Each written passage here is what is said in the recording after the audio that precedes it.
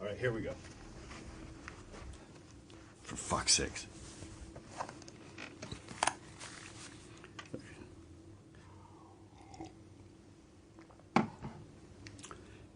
No, I hear you guys good. Yeah, this is good. You sound great. Yeah, I think so. Maybe I could go a tinge lower on me.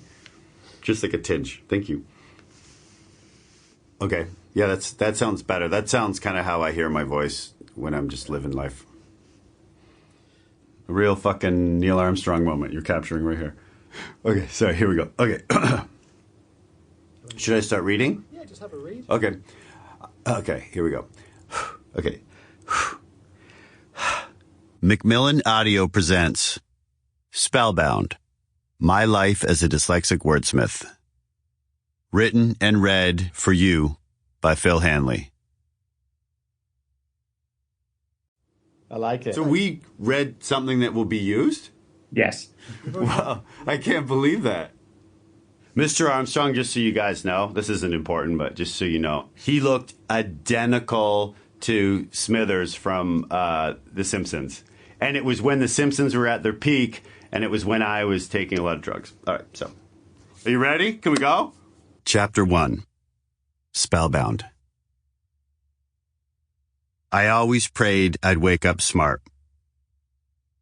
I grew up in the city of Oshawa, 40 miles outside of Toronto.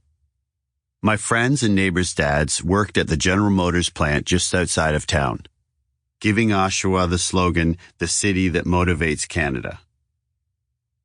It was the 80s, and minivans were taking over the roads. The men of Oshawa would go on to build GM's version, the Lumina APV, a vehicle nicknamed the Dustbuster for its boxy frame that narrowed into a pointy beak at the hood.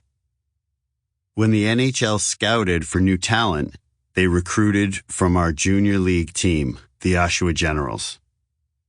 I lived on a tree-lined street where kids played hockey year-round. They played in the snow, they played on the concrete.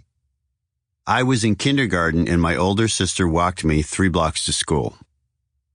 I loved kindergarten. I loved my friends, I loved my cubby, where I kept my Star Wars-themed Darth Vader sneakers. And I especially loved my teacher, Miss Hubert, who described me in report cards as a cooperative child excelling in all areas. Writing. Phil contributes to group discussions and has a good background of general knowledge. He's a well-liked child and an industrious pupil. I arrived in the first grade just down the hall, where instead of colorful mats, we sat on upright desks. Instead of story time, I was handed pencils and notebooks and told to copy off the board. My new classmates started writing. They mastered one letter after another. They wrote each letter perfectly within the lines of their composition notebooks. They named each letter. They made the sound associated with it. They combined these letters to form words. I sat and watched. I looked at the letters. I tried to copy them, but I also realized something was very wrong. The letters didn't look right. I drew shapes, but they never formed into letters. On Monday mornings, my teacher gave me a list of spelling words. I was expected to memorize them by Friday. On Friday, when I took the test, a searing pain hit my stomach because I knew I would fail. When it was over, I handed my test to the person behind me to be graded.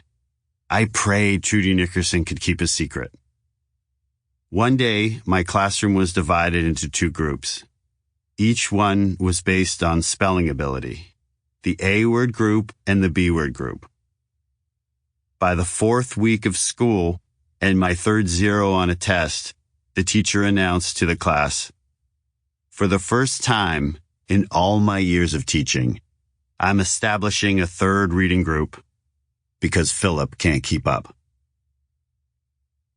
My teacher didn't want to pass me on to the next grade, but my mom pleaded my case. In 2nd grade, my subjects expanded, and so did my daily routine of copying down notes from the board. Sample complete. Ready to continue?